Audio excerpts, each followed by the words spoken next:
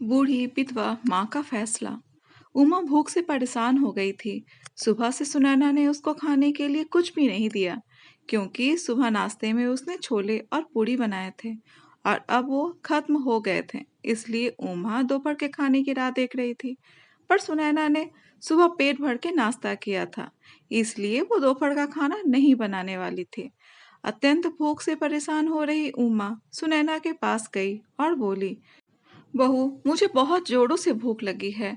खाने के लिए कुछ भी दे दो।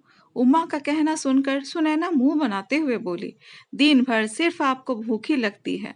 दूसरा तो कुछ भी काम है नहीं आपको।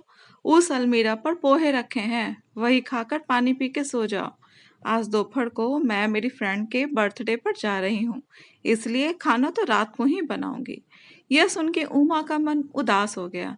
फिर उमा धीरे से बोली, तू कहे तो बहू मैं खुद के लिए कुछ बना लूं। सुनैना गुस्से में बोली, एक व्यक्ति के लिए खाना बनाओगी क्या आप? सोचकर सुनैना किचन में गई और उसने फ्रिज में रखे हुए बासी रोटी निकाले और अचार के साथ वह रोटी एक थाली में परोसकर उमा के आगे रखकर बोली कि खा लो। ऐसा कहकर पर्स लेकर सुनैना घर के बाहर चली गई।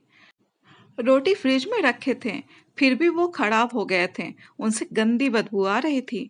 ना जाने कब के रखे थे। उमा ने गुस्से से वह रोटी को फेंक दिया। इसके बाद उसने दाल चावल निकालकर अपने लिए गर्मा गर्म खिचड़ी पकाई और अचार के साथ खाई और सब बर्तन घिसकर किचन साफ किया और चुपके से अपने रूम में जाकर सो गई। सुनैना ने भले ही खाना पकाने से मना किया था, पर यह घर उसका भी था और वह खुद का खाना खुद बना सकती है। दूसरे दिन सुबह उमा अपने रूम में बैठी थी। उतने में उसका बेटा विक्रम उधर आया और बोला, माँ, आजकल महंगाई बहुत बढ़ गई है। मुझे घर खर्च चलाना भी बहुत कठिन हो रहा है। ऊपर से पापा की 13वीं पर भी बहुत खर्च हुआ। माँ, मैं सोच रहा था कि क्यों ना एक रूम किराए पर दिया जाए। घर का किराया आने पर घर खर्च में थोड़ी मदद होगी। उमा बोली, बेटा तुझे जो ठीक लगे तू वही कर। उसके बाद विक्रम गला साफ करते हुए बोला, माँ, तेरा रूम खाली कर दे और नीचे के छोटे रूम में शिफ्ट हो जा। उस छोटे रूम में टॉयलेट और बाथरूम नहीं है, तो उसे कोई किराया पर नहीं लेगा। उमा चौंक गई और बोली, वह रूम छोटा है और वह तो स्टोर रूम है। मैं उधर रहूंगी तो टॉयलेट कैसे जाऊंगी? विक्रम बोला, माँ, तू आंगन के टॉयलेट में जाया कर। तू तो घर की ही सदस्य है ना। जिसको हम रूम किराए पर देने वाले हैं, उसको तो सारी सुख सुविधा देनी पड़ेगी ना। वैसे भी यह रूम भी बहुत बड़ा है। पापा के जाने के बाद तुझे इतने बड़े रूम की क्या जरूरत है? उमा कुछ क्षण शांत रही और सोचने के बाद बोली, टेरेस पर जो रूम है वो भी हम किराए पर दे सकते हैं। उस रूम में सब सुख सुविधा है। उस पर विक्रम बोला, नहीं माँ, वह रूम हम किराए पर नहीं दे सकते। वह हमने मेहमानों के लिए रखा है। तुझे तो अच्छे से पता है कि सुनैना के मायके वालों का आना जाना लगा रहता है, इसलिए एक्स्ट्रा रूम मेहमानों के लिए रखना पड़ेगा। उमा सब समझ गई कि बेटे ने तो उसका ही रूम किराए पर देने का निर्णय लिया है।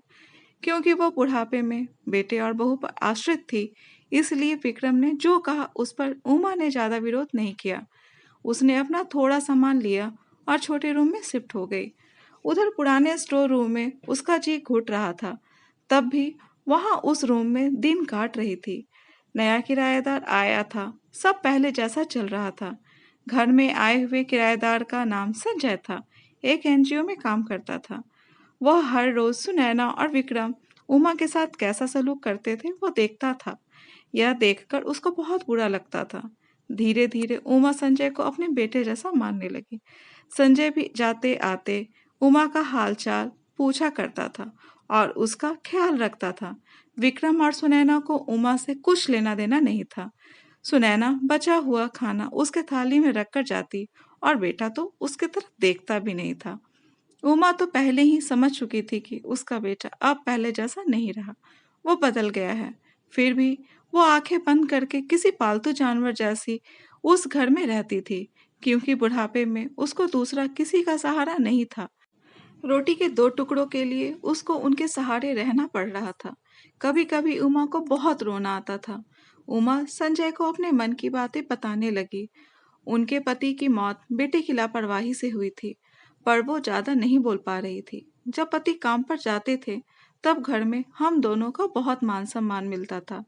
जब वो काम करने में असमर्थ हो गए तब विक्रम को उन्होंने घर खर्च में मदद करने से मना कर दिया। यह बातें विक्रम को बहुत बुरी लगी थी। जब तक पति घर चला रहे थे विक्रम अपने सब पैसे बचा लेता था, पर अब शर्म से और मजबूरी में उसको घर खर्च चलाना पड़ रहा था। धीरे धीरे माँ बाप का खर्च उसको बोझ लग रहा था, लेकिन वह स्पष्ट रूप से कुछ भी नहीं कह सकता था। इस बीच पति का स्वास्थ्य बहुत बिगड़ गया और वो चल बसे। डॉक्टर के पास जाने से पता चला कि उनको निमोनिया हुआ था। डॉक्टर थोड़ी महंगी दवाई लिखकर देते थे, तो विक्रम पैसे बचाने के लिए आधी दवाई लेकर आता था। शुरू में पति का स्वास्थ्य सुधर गया था, तब विक्रम ने उनकी गोलियां औषधि बंद कर दी थी।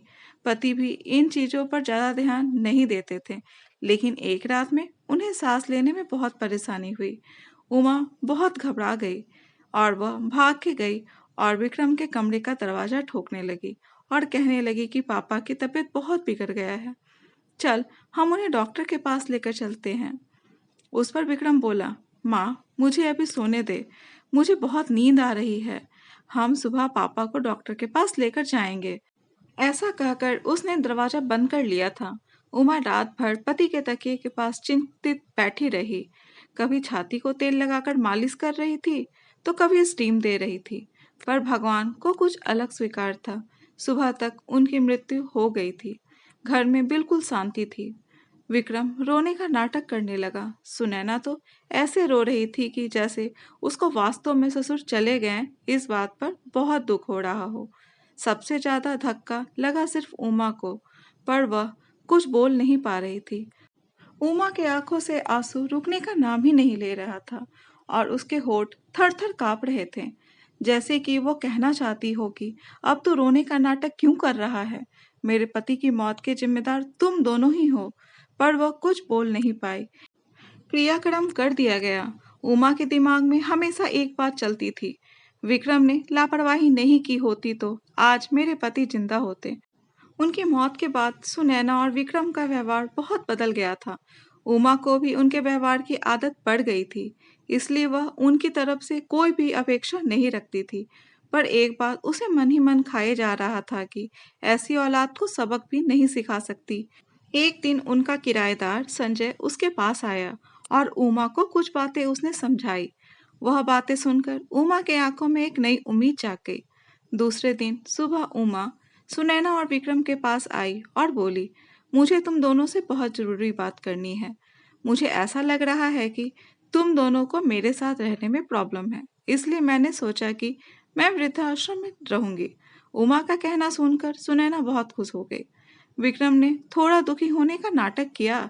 फिर थोड़ी देर में उमा ने उन दोनों के चेहरे के हाव भाव देखे और बोली, विक्रम तुझे दुखी होने की जरूरत नहीं है, और सुनैना तुझे इतना खुश होने की जरूरत नहीं है। पहले मेरी सब बातें सुन लो। और उमा हंसकर बोली, यह बातें सच्ची है कि मैं वृद्धाश्रम में रहूंगी, पर मैं इस घर से कहीं नहीं जाऊंगी। मैं इस घर को ही वृद्धाश्रम बनाऊंगी। अब यहाँ तुम्हारे जैसे स्वार्थी बेटे और बहू नहीं रहेंगे। मेरे जैसे बूढ़े लोग यहाँ रहेंगे और यह मेरी आखिरी निर्णय है। यह सुनकर विक्रम और सुनैना दोनों ही चौंक गए। विक्रम और सुनैना एक दूसरे की तरफ देखने लगे। उन दोनों ने सोचा था कि उमा घर छोड़कर चली जाएगी तो वह दोनों खुशी से रहेंगे। उनको लगा था कि अब उनको उमा की जवाबदारी नहीं लेनी पड़ेगी, उसका ख्याल नहीं रखना पड़ेगा। पर इधर तो सब उल्टा हो गया था। उमा का कहना सुनकर विक्रम गुस्से से बोला, माँ तेरा दिमाग तो ठीक है ना, इस घर पर मेरा अधिकार है, फिर तू इस घर को कैसे वृद्धाश्रम बना सकती है? तू भूल रहा है बेटा, अभी तक ये घर मेरे ही नाम पर है। उमा गुस्से से बोली, तुम दोनों ने मुझे बहुत परेशान किया है, छोटी छोटी बातों पर मेरा अपमान किया है, बीमारी के वक्त भी मुझ पर ध्यान नहीं दिया, खाने पीने के लिए भी मुझे बहुत तरसाया, 2 वक्त की रोटी के लिए भी मैं बहुत रोई हूँ। तेरे पिताजी भी मुझे छोड़कर चले गए। अगर मैंने कठोर निर्णय नहीं लिया तो मेरा भी वही हाल होगा जो तुम्हारे पापा का हुआ था। इसलिए मैंने सोचा कि बेटे के झूठे प्यार के जाल में फंसने से अच्छा मैं अपने बारे में सोचूं। विक्रम घुटनों पर आकर बोलने लगा, माँ मुझे माफ कर दे, हम दोनों तेरा अच्छे से ख्याल रखेंगे, तेरा कभी भी अपमान नहीं करेंगे, पर तू इस घर को वृद्धाश्रम मत बना। माँ, थोड़ा सोच कर तो देख, हमारा क्या होगा? उमा ऊंची आवाज में बोली। मैंने और तेरे पापा ने तुझे अच्छे संस्कार दिए थे, फिर भी तूने सिर्फ तेरे परिवार के बारे में ही सोचा, हमारा नहीं। फिर मैं तेरा कैसे सोचूं?